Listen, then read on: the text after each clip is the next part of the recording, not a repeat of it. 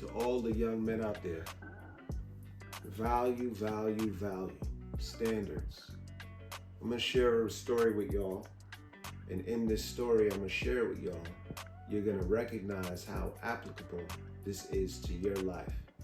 And this is about standards. When I was a young man, younger than I am now, there was a girl who was coming over to my house. And based on the way of how I knew that girl to be, anything I found valuable in my house, or I knew that was valuable, like my personal stuff, like my jewelry, my chain, my wallet, I was putting it away, right? I was putting it in my drawer. So like when I go to the bathroom, it wouldn't be on my dresser. That's what I'm doing.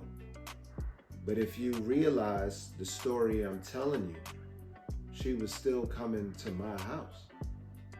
She was still coming to see me. But I'm hiding my valuable possessions from her. But I'm not hiding myself from her. So I'm devaluing myself and I'm elevating the value of things which really have no value.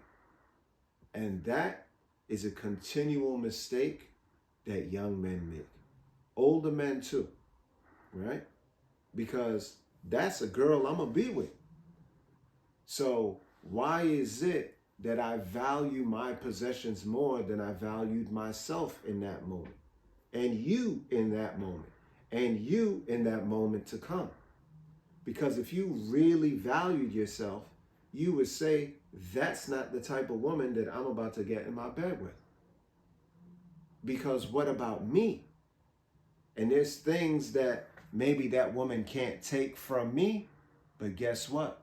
There's things that I could take from her for the rest of my life that's not good. That could potentially lead to my death, right? So this is why our young men need to be instilled with value, recognizing how valuable you actually are, recognizing the power that's within you, recognizing that not life is way more precious than we make it out to be. And that it's not worth the risk of getting involved in anything where you can easily lose your life or give your life over to someone else. I had a conversation with a gentleman, and this particular gentleman was a divorce attorney for 20 years.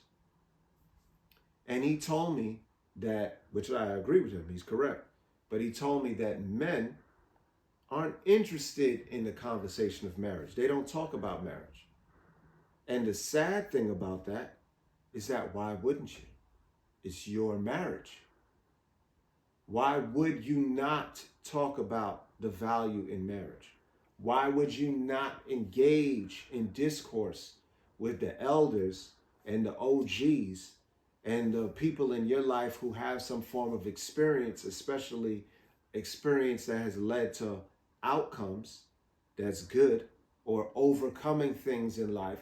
Why wouldn't you be discussing what marriage would be like or what it means to get married? Again, it's your marriage. Case in point, is it not your name on that marriage? That woman who you decide to marry, whose name is she getting? Right? So this is something that belongs to you. This is something that you should be concerned with. So you should be actually involved in the conversations of marriage. You should be involved in the conversations of the rest of your life. And while you're out on the scene and you may come across a woman and you think this woman may have some potential and you want to get to know a little bit more about that woman, there's questions you need to ask. There's questions you need to ask that woman about yourself. How is she going to deal with you under certain circumstances? And as time goes on, that's what you need to be checking for. You most certainly should ask this woman, what does she feel like, especially if you're going to be sexually involved with this woman? What is her particular stance on abortion? Right? Because that's your child as well as it is her child. Are you comfortable knowing that you have a child in the world to be born one day and then all of a sudden that's not the case and you have no idea? Is that the type of world you envision for yourself? Because again, this is something where you're losing out. You're missing out. You're volunteering your power away. And for what? What is the desirable outcome of you not even knowing about a child you may possibly have? This is why value in yourself is going to lead to you asking questions like that. Don't be fooled. Don't get caught up in what the media says. Don't get caught up in what a particular politician has to say. Because when that child is born, again, whose name does that child bear? That child bears your name. The family name is your family. So your wife, that's now a part of your family. She's forsaking the family name she had of her father's family name, to take on yours. She was once a girl in her father's household, mother's household too, but she was once a girl in her parents' household, living under her father's name, and she's now committed her life to being now connected to and bringing forth children in your household. That's the tradition of the father giving his daughter away to the husband. That's why he would do it. So she would go from the last name Smith to the last name Washington. And how long do you think she should have the last name Washington? For the rest of her life. That's why your children should have the last name Washington, if that's your last name, sir. This is what it is that we're missing out on. And we're devaluing ourselves when we get caught up in all of the lies out here to think that once was is not really what is going to be. No, it most certainly will be, because all of this will most certainly be rectified. This is nothing but chaos and confusion. Don't partake in it. Don't think you can get a passport and go to the other part of the world and just find the girl to be with, because the girl you're going to find, there was somebody who already beat you to the punch. Somebody already got their passport stamped and was there before you got there. So what you think you get when you get there?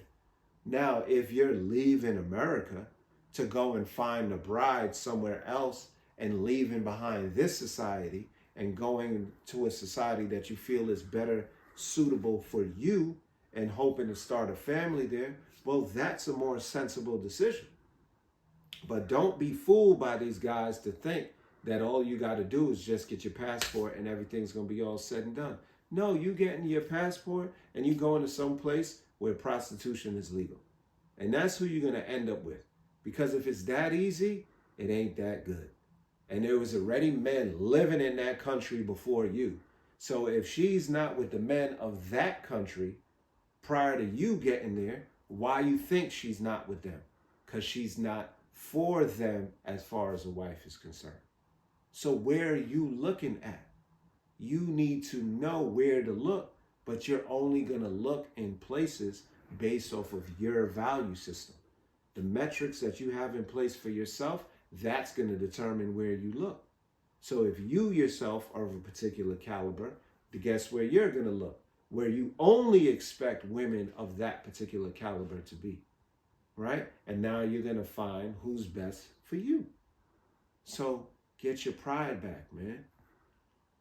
Learn something, and learn from those that mean you the best. And always remember, cast their crowns in.